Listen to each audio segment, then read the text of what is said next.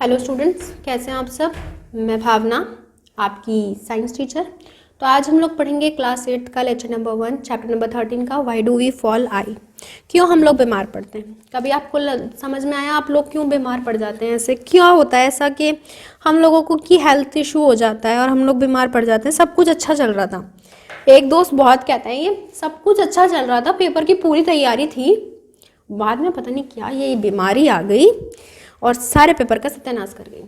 अभी आप क्लास 8 में हैं तो शायद आपको बीमारी और पेपर के बीच में इतना डिफरेंस ना लगता हो, लेकिन हम लोगों से पूछो बीमारी और पेपर जब बीच में फंस जाते हैं तो ऐसा लगता है भगवान क्या कर रहे हैं।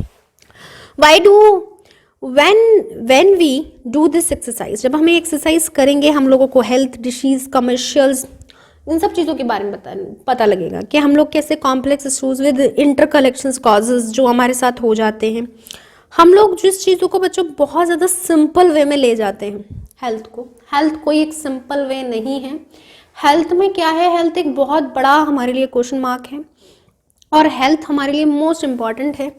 अगर हमारी हेल्थ ही अच्छी नहीं होगी तो हम कोई काम कैसे करेंगे और क्यों करेंगे। When we do this exercise, we realize that health and disease in human communications are very complex issue with many interconnections causes.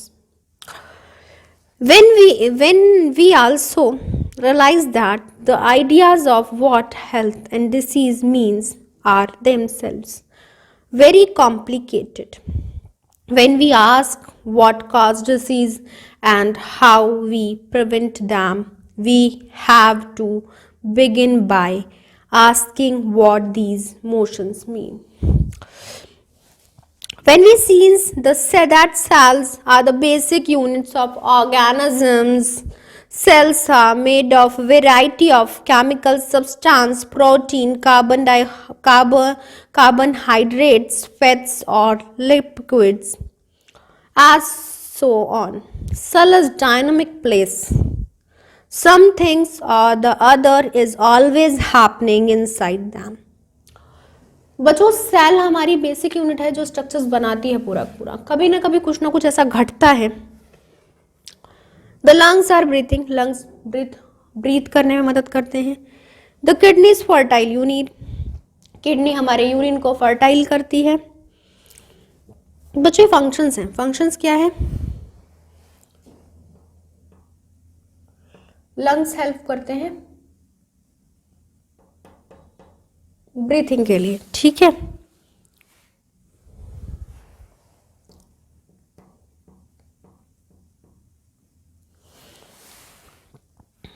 Kidney help करती है यूरिन फर्टाइल करने के लिए, ठीक है। ठीक है, और ब्रेन हेल्प करता है थिंकिंग के लिए।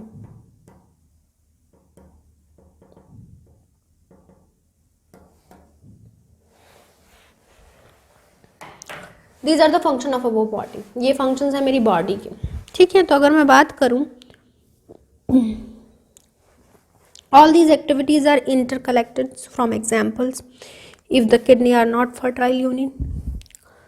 सब ये जितने भी बच्चों फंक्शंस हैं ये सब आपस में जुड़े हुए हैं। एग्जाम्पल के तौर पे सोचिए किसी दिन किडनी ने अपना काम करना छोड़ दिया, पॉइजन सब्सटेंस विल एक्यूमुलेट, तो पॉइजन जो सब्सटेंस है वो आपकी बॉडी में फैल जाएंगे। Under such conditions the brain will not be able to think properly, तो दिमाग प्रॉपरली काम करना बंद कर देगा, क्योंकि यूरिन ने अपना काम नहीं करा तो ब्रेन भी अपना काम नहीं कर पाएगा। Think properly, for all these interconnected activities energies and raw material are needed, तो हमें इन सब एक्टिविटीज की, इन सब चीजों की जरूरत है। जैसे चल रहा है वैसे चलता रहे।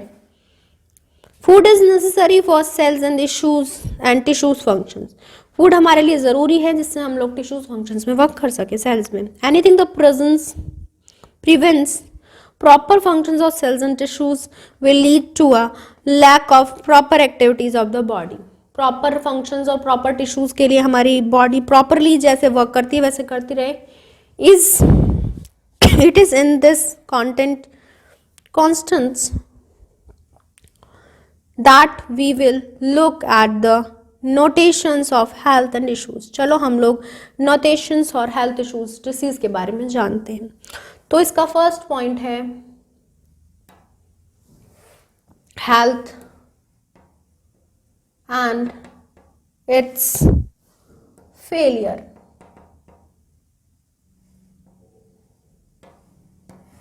तुम्हारी तबीयत और उसके फेलियर्स क्या क्या है। We have heard the word health and used quite frequently. हमने health शब्द सुना होगा और उसको frequently इस्तेमाल भी किया होगा। We use it ourselves as well when we say things like my grandmother's health is not good. आपने ऐसे सुना होगा जैसे कि मेरी दादी की तबीयत आज ठीक नहीं है। Our teachers use it when they scold us saying this is not an healthy attitude. और हमारी टीचर भी कहती हैं कि ये कोई healthy attitude नहीं है। Why does the words health mean? आप सभी लोग जानते हैं कि हमारे स्वास्थ्य का मतलब क्या है। If we think about it, we realize that it always impels the ideas of being well. अगर हम लोग इसके आइडिया के बारे में जाने तो हमेशा अच्छा रहना एक तरीके से इसका मतलब है, इसे इम्प्लाइज करता है। We can think of this well being as effective functioning. ये जो हम लोग अच्छा महसूस करते हैं ये एक इफेक्टिव फंक्शन है, एक अच्छा फंक्शन है। For our grandmothers being able to go out the market और to visit neighbours to being well, जिससे वो अच्छे रहें। And not being able to do such things in poor health. कभी भी कोई नहीं कहता कि आप लोग पुअर हेल्थ में रहें, यानी कि कोई इतना नहीं सोच पाता। हर कोई कहता है वेल हेल्थ के रहो, अच्छे स्वास्थ्य से रहो, हेल्दी माइंड रखो, हेल्दी थिंग्स रखो। Being interesting to following the teaching in the classroom so that we can't understand the world is called a healthy attitude. जब हमारी टीचर्स हमें ये क्लास में कहती हैं आई कांट अंडरस्टैंड या you can't understand what is the meaning of a healthy attitude. लेकिन healthy attitude का मतलब क्या है कि ये जो एटीट्यूड है ये अच्छा एटीट्यूड नहीं है, ये बेसिकली बोलना चाहती हैं teachers. While not being interested is called the positive. क्या ये एक पॉजिटिव वे में है। Health is therefore a state of being well, enough functions well, physically, mentally and socially. अगर हम लोग बात करें बच्चों हेल्थ कॉन्सेप्ट्स की तो हेल्थ का मतलब अच्छा होता है। मैम कह रही that is not a healthy attitude, यानी ये कोई अच्छा व्यवहार नहीं है। तो अब हम लोग इस वर्ड को ऐसे यूज करते हैं। तो हम लोग जानने की कोशिश कर रहे हैं बच्चों कि हेल्दी मीन्स क्या है and why do we fall ill, कैसे हम लोग बीमार पड़ जाते हैं। हमारे फंक्शंस देखे हम लोगों ने और ये जाना अब देखते हैं।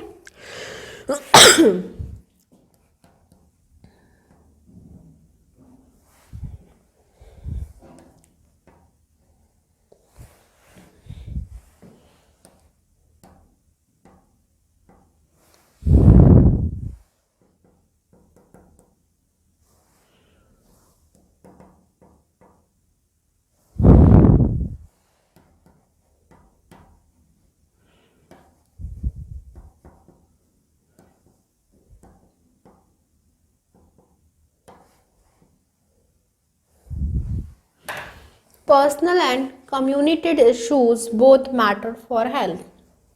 आपके पर्सनल ओवरव्यूज और पूरी सोसाइटीज के ओवरव्यू मेंशन करते हैं एक हेल्थ को, मैटर करते भी हैं और करने भी चाहिए। If health means a state of physical, mental and social well being it. अगर मैं बात करूं हेल्थ केवल ऐसी नहीं होती कि आप बच्चों आपके विचार अच्छे नहीं हैं और आप हेल्दी हैं। तो हेल्थ आपके फिजिकली, मेंटली एंड सोशली भी वर्क करती है। तो आपके पास जब ये तीनों चीजें अच्छी हैं, हेल्दी हैं, then you are a healthy person.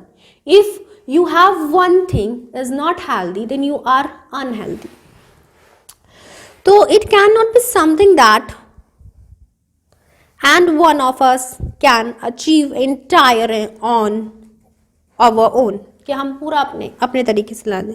The health of all organism will depend upon their surrounding on their environment. Health का मतलब है जो भी हमारे आसपास जो भी हो रहा है सराउंडिंग, वो देखना चाहिए हम लोग इन्वायरमेंट के अंदर। The environment includes the physical environment. Environment में हमारी फिजिकल एनवायरमेंट भी आती है। जब बच्चों इन्वायरमेंट आ गई then we have also do our physical activities. What is our physical activities? Physical activities is like that we are breathing, we go to exercise, that's things including our physical activities. So if we talk about personal and community issues, both matters for health. So personal and community means कि a healthy person make socialize, physical and physical, socials और हम लोगों ने देखा mental, इन तीनों चीज़ों से वो हेल्दी होना चाहिए। तो ये थिंग्स भी मैटर करती है कम्युनिटी इशू में। This world is made for 3 things, और ये इन तीनों चीज़ों में मैटर्स करती है। चलिए देखते हैं। The environment include the physical environment. So for example health is at risk in a cyclone in many ways. Health का बहुत ज़्यादा इशू होता है साइक्लस में। Human beings lives in society. Human beings society में रहते हैं, कम्युनिटी सोसाइटीज में रहते हैं। अब सोसाइटी इन्वायरमेंट, हमारी सोसाइटी एक इन्वायरमेंट है,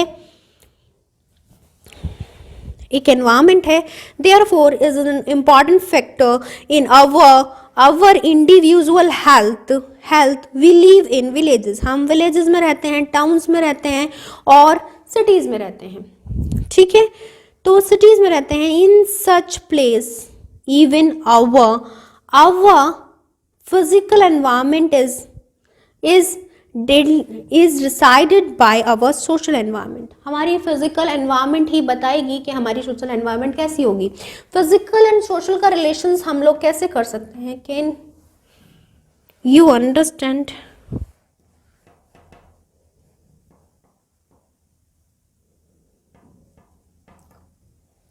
ये बुक रिलेट कर रही है फिजिकल और सोशल को। यानी अगर मैं बात करूं, मैंने गरीबों में बच्चों कुछ बांटा तो ये सोशल वर्क भी हो गया, और ये मेरी फिजिकल एक्टिविटी में बांट रही हूँ। तो ये क्या है? ये एक तरीके से क्या है कि हमारी जो सोसाइटी बीइंग करती है वो दोनों चीज़ों से करती है, फिजिकल से भी और हमारे जो हम लोग एनवायरमेंट में जो सोशली कर रहे हैं वो भी। Consider when what would happen if no agencies as ensuring the garbage is collected। अगर कोई भी आपका कूड़ा नहीं उठाएगा and dispositions, what will happen if no one takes responsibility for cleaning and drains the increasing the water does not collect in the streams or open space। अगर कोई भी बच्चों कूड़ा नहीं उठाएगा, आपका गार्बेज नहीं उठाएगा, आप नालीज नहीं साफ करेगा, तो आप सोच सकते हैं कि क्या होगा? आप बीमार होंगे। Health, society qualities and harmony are therefore necessary for individual health. हर एक की सेपरेट हेल्थ के लिए हम लोगों को सोसाइटी इनक्वालिटी, इक्वल सोसाइटी की ज़रूरत है, क्योंकि हम लोगों को क्लीननेस चाहिए। Therefore necessary for individual health. We can think for many others such examples of collectives between community issues and individual issues.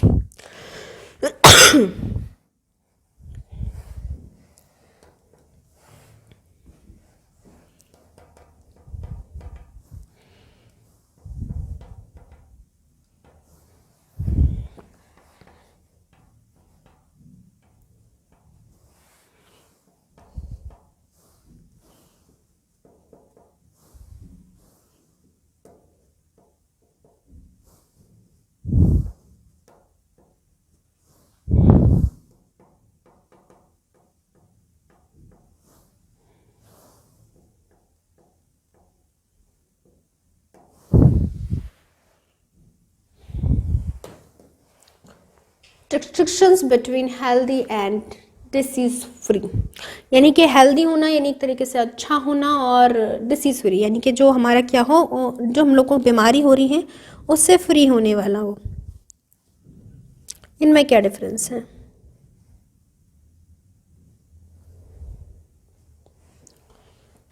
जानते हैं बच्चों? तो अभी तक जितना हम लोगों ने पढ़ा है आप लोग को समझ में आ ही रहा होगा। इसके बाद पहले आप थोड़ा सा रिवाइज करना या फिर थोड़ा सा अपने आप से सेल्फ से रीड करना, उसके बाद हम लोग आगे स्टार्ट करेंगे, क्योंकि अगर इन्हीं में प्रॉब्लम है तो आगे कैसे क्लियर होगा।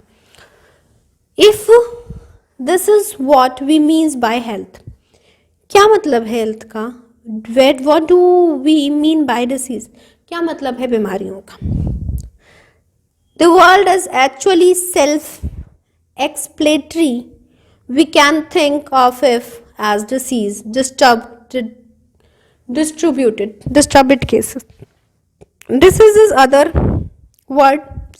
Disease एक अलग वर्ड है. Literally means being अनकंफर्टेबल, जिसका मतलब क्या है कि आप कंफर्टेबल नहीं हैं, अनकंफर्टेबल हैं। आपको कोई बीमारी हो गई, क्या आप बहुत कंफर्टेबल से, माना आपको बुखारी है, क्या आप कंफर्टेबली उठ के कहते हो मम्मा आज तो बहुत अच्छा लग रहा है, आप मेरे को चाय बना के दे दो? नहीं, आप बोलते हो मम्मी आज तबीयत खराब लग रही है, किसी काम में मन नहीं लग रहा है। तो डिसीज एक ऐसी थिंग है जो आपको अनकंफर्टेबल बना ही देती है। The world is actually self-explanatory. We can think of it as disease, distributed case. Disease is in other words literally means being uncomfortable. However, the word is used in more limited meaning. कि इसे बहुत limited meaning के लिए use किया जाता है. We talk of disease when we can find a special and partially case of discomfort. यानी जब हम लोगों को बच्चों हेल्दी वर्ड जब हम लोगों ने देखा तो हेल्दी वर्ड्स आपका मैम भी यूज़ करी थी बहुत बार, लेकिन डिसीज़ नहीं कहती कि you have a attitude like disease. तो क्या है कि डिसीज़ वर्ड्स हम लोगों का एक अनकंफर्टेबल थिंग है जो हम लोग अपनी टॉक लाइफ में भी नहीं लाना चाहते कि डिसीज़ को हम लोग बोलें। तो अगर डिसीज़ की मैं बात करूं तो डिसीज़ को जैसे इन्होंने अंडरस्टैंड कराया कि डिसीज़ एक ऐसा फैक्टर है जो हम लोगों को चाहिए नहीं लेकिन आता है और हमारे को अनकंफर्टेबल करके चला जाता है। वो बताता है कि जो तुम लोग ये ज़िंदगी जी रहे हो भैया मैं भी हूँ। तो इन सब चीज़ों से अगर मैं बोलूँ तो अनकंफर्टेबल जो थिंग आती है या फिर मैं डिस्कम्फर्ट हूँ तो जस्ट बिकॉज ऑफ डिसीज़। और वो डिसीज़ किसी भी तरीके से हो सकती है, सोशलाइज भी हो सकती है, फिजिकल भी हो सकती है। This does not mean that we have to about this the absolute final cause. We can say that someone is suffering from diarrhea without knowing exactly what has caused the loose motion. किसी को diarrhoea हो गया, किसी को loose motion हो गया, we can know easily see that is a possible to be in poor health. ये दोनों चीज़ें दिखाती हैं कि वो बीमार है, उसकी हेल्थ बहुत ज़्यादा बुरी है।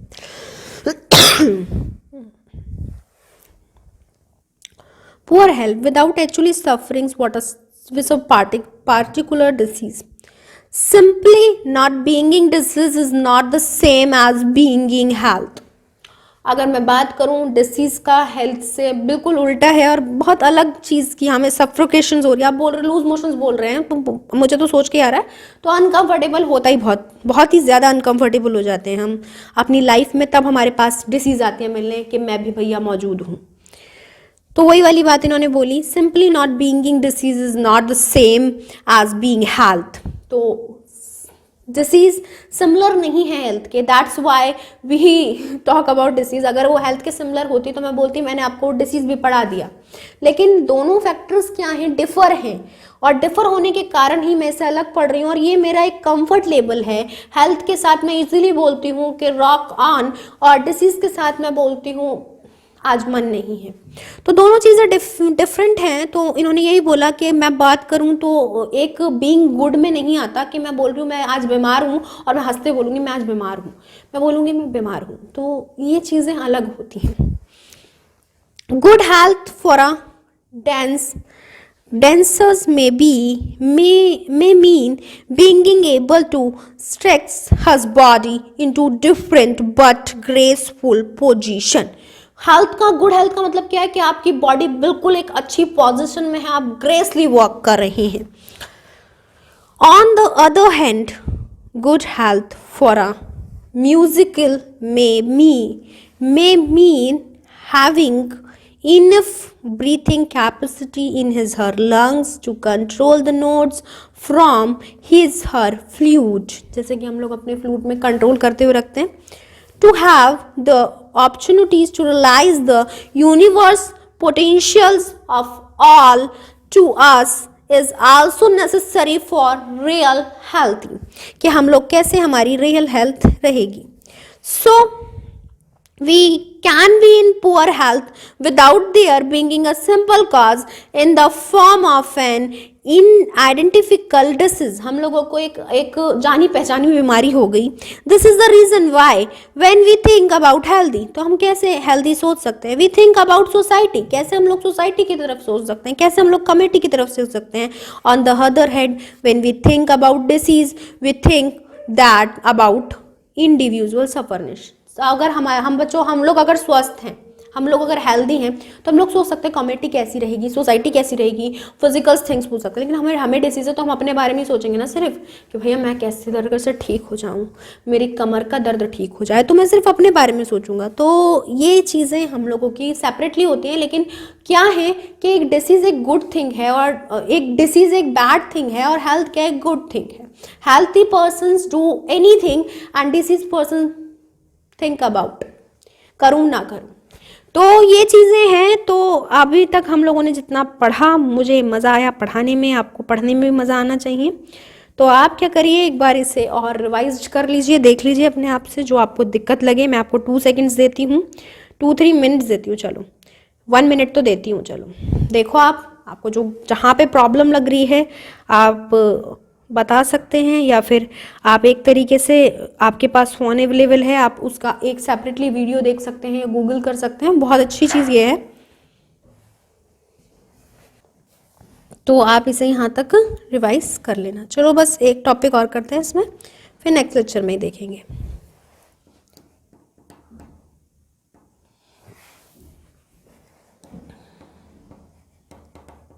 And it's causes. डिसीज़ और उसके कॉजेज़ क्या रहते हैं. What does disease look like, कैसी दिखती है डिसीज़. डिसीज़ की अगर मैं बात करूं, अनहेल्दी दिखती है. Let us now think a little more about disease. Disease के बारे में कुछ और सीखते हैं. And in the first place, how do we know that there is a disease. हम लोगों को कैसे पता लगेगा कि एक डिसीज़ है. In other words, how do we know that there is something wrong with the body? हम लोगों को कैसे पता लगेगा कि हमारे साथ कुछ बॉडी में गलत हो रहा है. There are many tissues in the body as we have seen in chapter 6, जो हमने chapter 6 में पढ़ा कि हमारे पास बहुत सारे different organs होते हैं. These tissues make up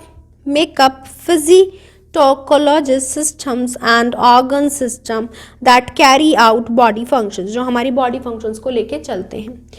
Each of the organ systems have specified organs as its parts and it has particular function. So the digestion system has the stomach and intestine and it's help to digest food taken in from outside the body. हम लोगों ने बाहर से खाना खाया और वो हमारे अंदर गया और वो डाइजेस्ट होना स्टार्ट हो गया. ये हमने पढ़ा भी था. द